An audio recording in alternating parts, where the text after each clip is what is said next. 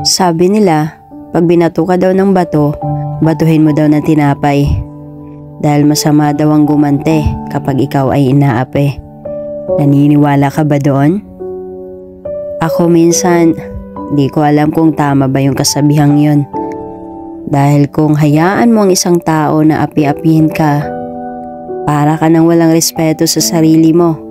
Dahil pinabayaan mo na may mga taong gagawa ng masama at manakit sa'yo.